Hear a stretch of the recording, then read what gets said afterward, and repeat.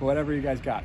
So how are things going with the position group? You know, the tight ends almost halfway through camp now? I feel good. You know, we've got 2 young kids who are getting a ton of reps, and I'm really impressed by how they've been playing so far. You know, the way that Dylan and Noah have come in and really stepped up, and, you know, you don't look at them like freshmen now. They look at them like guys who come in who are ready to play. So the way that they've been able to play, the way that Peter Barrio goes from being a defensive end until the midway through last season, now he's contributing, catching touchdowns out there. And Jack, I think, has had his best offseason yet. Like, he is dynamic at the top of the route. So we're excited. We'll get Hudson back when we get to fall camp, which we're excited about, and just excited to get ready for the season. And Hudson, you know, shared that post yesterday that last year was the 1-year anniversary of that unfortunate injury. What's it been like just seeing him, you know, work his way back, and how has he, you know, kept his spirits up through it all? I think, you know what, I think he'll be honest with you. I think it's been hard. I think when you've been out that long and you've, you know, want it so bad, it's hard to feel like you're away from the team. But the nice part is, you know, the last couple of weeks he's been able to do our walkthroughs. The other day in practice, he got to do some of our teach periods. So he'll be back. And then he's feeling great. He's running faster. I think he hit like 18 miles an hour or something like the other day. So he'll be ready to go for fall camp, and I know he's fired up for it. Start of fall camp? Oh, sorry. I think we'll take it by year. You know, we need him for the first Saturday when we get to August or September. I can't remember off the top of my head, but he'll be ready for that. How do you keep Hudson kind of a guy when he's going through something like that? How do you keep him involved and, you know, spirits up?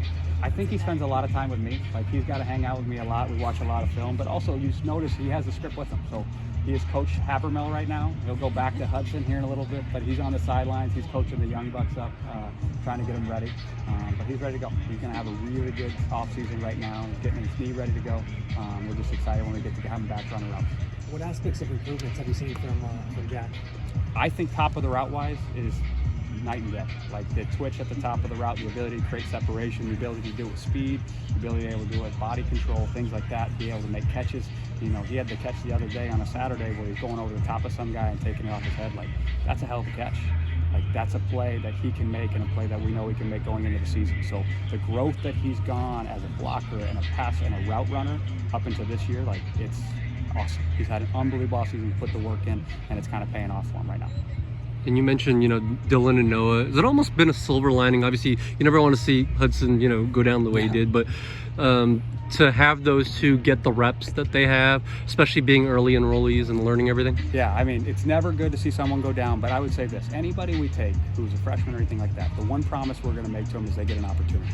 And so when they came in and they committed to us, that's the promise we made to them.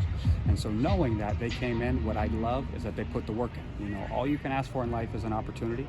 And I think they've made the most of theirs. And so the more they go in, the more opportunities they'll get. And I'm really excited about them. They're just kind of proving that they'll be ready to go for the season. And when we need them and their name is called, they'll be ready to go. How's it been working with Tina Ciceri, and what are your thoughts on how tight ends are going to be used in the offense?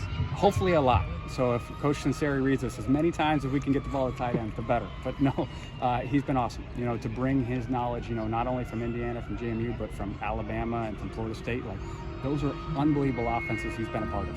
So to get with him and kind of work through what this is going to look like, we're really excited.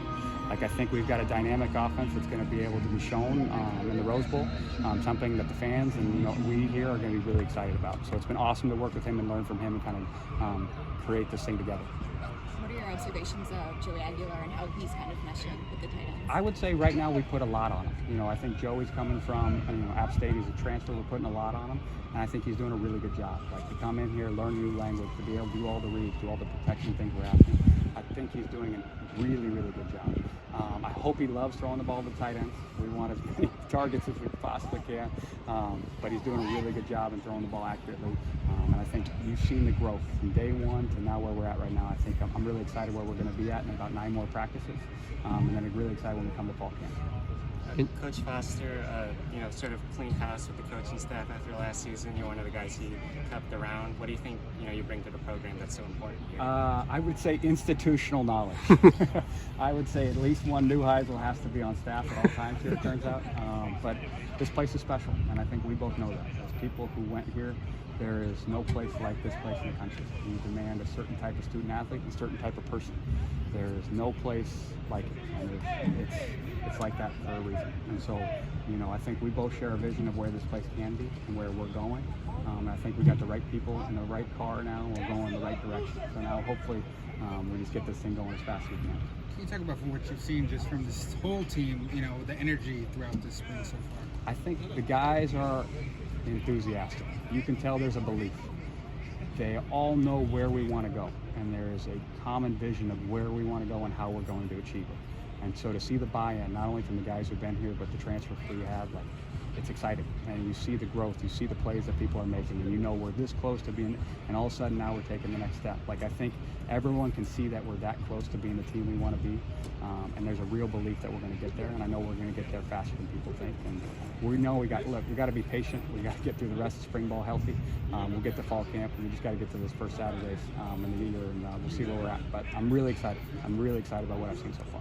And I know you can't obviously talk about specific recruits, but you got Friday Night Lights coming up. Yeah. Well, what's been the message to the tight ends you guys are targeting and having on campus, and especially with the changes in the coaching staff? I would say Friday Night Lights is a day for us. Now, it's a lot like game day. I think if you try to get up for one day and then it kind of negates what practice is. I think, you know, Coach Foss says it all the time, you always follow the level of your training. So for us, it's how do you take an approach with more distractions and more people around that you can go and be able to compete and be able to execute. And so for us, this will be the first kind of test to where it'll be like on a Saturday in the Rose Bowl. I wish we played at Drake Stadium. I wish we did a game, our homecoming game, every game. So if they're listening, let's do one every time at Drake Stadium.